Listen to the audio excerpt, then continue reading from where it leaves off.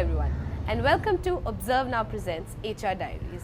In this segment, we bring to you HR leaders from across the country who debunk all your HR and job-related myths and give you the latest insight on what's happening in the human resource segment in our country.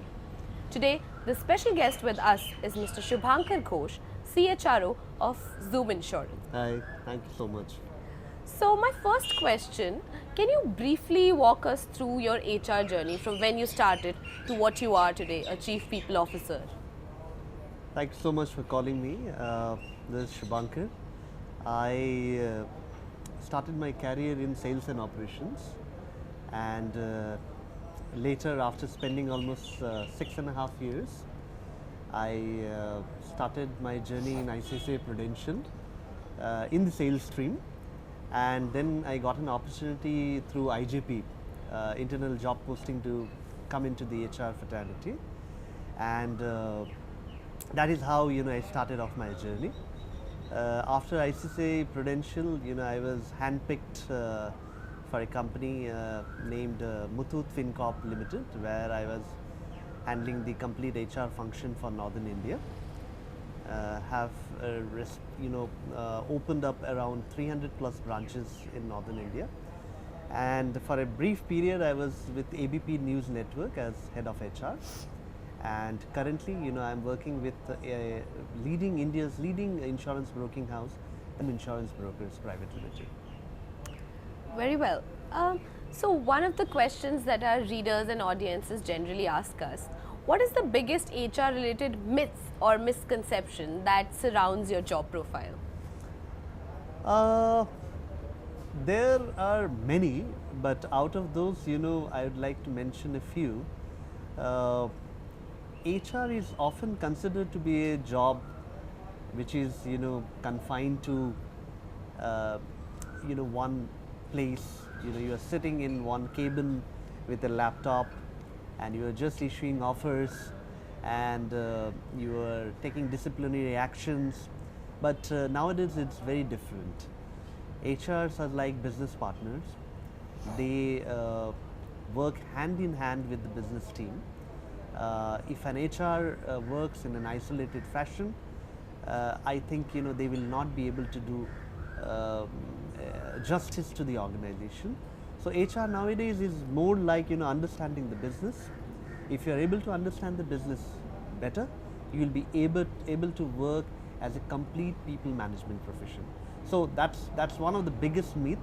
People should not consider this to be a kind of a sitting job. They should consider it to be a very, very dynamic profile, and every time you'll have to keep a watch inside the company and outside the company. What is happening outside the company is very, very important, and how with that you need to change your policies and find newer ways and maybe destructive ways in capturing the market. Fair enough. So Subhankar, you are at the top of the ladder, you being the Chief People Officer, but there are a lot more employees that you need to handle and regulate on a day-to-day basis. So how do you sort of maintain a professionally personal relationship with all your employees, and how do you sort of have a universal appeal to what they are doing? Yes, definitely. It's a difficult task. That is, creating a balance is not so easy. At times, you'll have to be very soft. You will have to be empathetic. You'll have to understand what people are going through in their personal life. But when it comes to task, when it comes to performance, you have to be hard also. But I strongly believe that appreciation has to be done in public, and rebuke in isolation. So what I feel is that this balance is very much important, and guiding employees at the right time is very, very important, because what happens, often it is seen that we take employees on board, but we do not interact with them on a day-to-day basis, or on a weekly basis, or on a monthly basis. And at the end of the year, during the appraisal, we very comfortably say that your performance was not up to the mark, and that's why we haven't been able to give you the desired appreciation or the performance appraisal. But if it can be handled on a constant basis, obviously, there is dashboard to make the employee understand, how their performance is. But at times the employee, apart from the dashboard, requires, personal attention also. And that is where, the seniors come in picture. They need to guide the employees from time to time. Their warmth and support is always required. You cannot be a taskmaster always. So you'll have to create a balance. So that is what it is. Yeah. Moving on, which are the sectors now you feel that they're going to have the most number of jobs in the coming years? I feel artificial intelligence would be one of the biggest thing to talk about. Data analytics would be the second one, and obviously, sales, it's a contemporary one, and it would be there forever. So first would be artificial intelligence, second would be your data analytics or data science, and the third would be sales forever. So people, if they are not skilled in these segments, they need to upskill themselves as early as possible. So if you had to give 3 tips to young professionals who want to make a career in the HR industry, what would those 3 tips be? There is a lot of scope in the HR field, first of all. As we have a dearth of talent in the industry, there is a dearth of leaderships also in the industry, and at the same time there is a dearth of HR professionals also in the industry. People have taken HR as a profession, but they are not upgrading themselves. And there is so much scope of an HR in an organization that it's very difficult to express until unless you experience. So I would request people that who are interested in the HR, they should improve their listening skills, because HRs are people, who needs to give a very patient hearing to people. There will be a lot of people who would be facing a lot of problems, difficulties in their day-to-day work, but they are not able to speak very candidly with their reporting managers or their authorities. There should be somewhere, where these people can speak out, and at the initial level only, these problems can be sorted out. Because if these problems are sorted out, then you can probably help that person get retained in the system. Because if the person gets attrited out of the system, there will be a lot of energy, time, money you will spend in hiring a new guy. And obviously in an organization to prosper, you need people to work for a longer period of time and also be productive. So in that aspect, HR can help the business team a lot. So I would request all the budding HR guys to improve their listening skills. At the same time, they should also improve their analytical skills. They should also have a control over their judgmental power. They should not come to a conclusion in a very quick time, but in a very empathetic way, in a very sound way, keeping in interest the organizational aspirations, and also the individual, what the individual wants back from the organization. Keeping that all this aspect in mind, that person has to give a helping hand to the employee, so that the employee can work better, and that employee can get a work-life balance and would stick to the organization being productive for a long time. Building on from the previous question, can you give us a few instances on how your current company, Zoom Insurance, is constantly rescaling and updating its employees to keep in line with the current changing HR scenario in the world and in India as well? So we are constantly, publishing the calendar. We have got functional training as well as soft skill trainings, and through small group and large group workshops, we try to upskill the candidates' skills, and from there, what we do, we keep on monitoring their improvements also in their work from time to time, and whatever extra skills are required, we focus on that. For that, we at times take help externally also. So externally, trainers come and train them, and a lot of focus is given on the applied behavioral science, because functional skills are such that people can learn at any point of time in their career, but most of the issues and problems arise because of the applied behavioral science. So we give a lot of focus on that. So let's lighten the tone of this conversation a little, and let's give our viewers a funny insight on the life of the HRs. So tell us about the funniest incidents that you have encountered after you've taken up the role of a CHRO. Yeah, there has been a lot of funny incidents after I have taken this position. So what happens is that nowadays when you are in the role of a CHRO, it's not only restricted to strategy. So there are a lot of transactionals also you are involved into.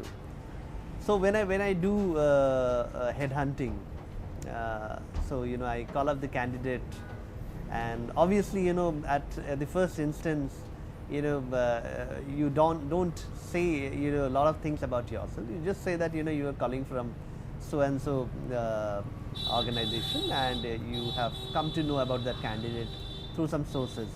So what happened, I did a telephonic interview, and